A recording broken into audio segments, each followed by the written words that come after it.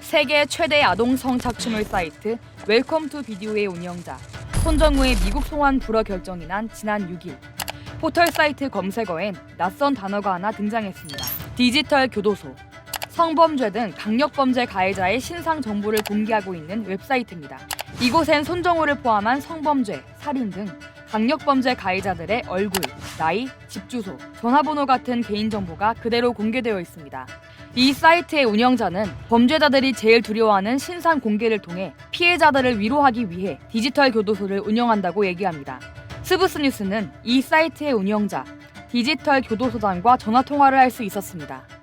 서천동전도 이제 디지털 성범죄 피해자였을 때 디지털 성범죄라고 하면은 너무 이제 손모만의 처벌이 계속 이어지다 보니까 처벌은 1년 6개월, 3년, 길어야 5년 이 정도거든요. 전부 다 얘들이 이걸로 과연 죄값을 다 받을 수 있나, 받고 있는가, 거기다가 조금 더 벌을 주기 위한 그런 것도 있죠. 그리고 이런 식으로 신상이 사이트에 올라가면 성범죄 가해자들에게 연락이 오는 경우도 많다고 합니다.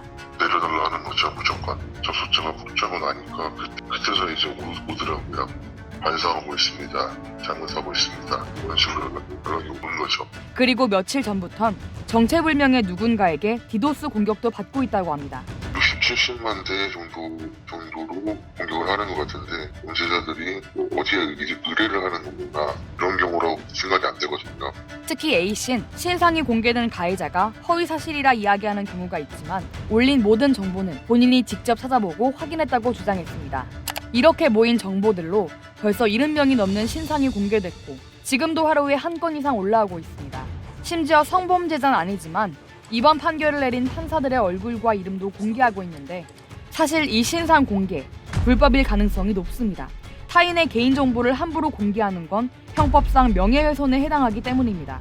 다만 양육비를 지급하지 않은 친부의 신상을 공개했던 배드파더스 운영자의 경우 신상 공개의 공익성을 인정받아 명예훼손 무죄 판결을 받은 사례가 있었습니다. 이번 위법 논란에 대해 디지털 교도소 운영자 역시 이미 알고 있다는 입장입니다. 불법 맞다고 생각하고 범죄에 맞다고 생각합니다. 근데 그런 거는 상관없이 그냥 계속 하는 겁니다. 처벌 규정이라든가 처벌되는 판례라든가 이런 걸 좀 바꿔나가면은 조금 더 좋은 세상 만들 수 있지 않을까 라는 마음에서 하는 겁니다. 이렇게 위법 소지도 있고 논란도 있었지만 디지털 교도소는 4일 동안 계속 포털 급상승 검색어에 머물렀고 지금도 SNS엔 디지털 교도소를 응원한다는 말이 나오고 있습니다.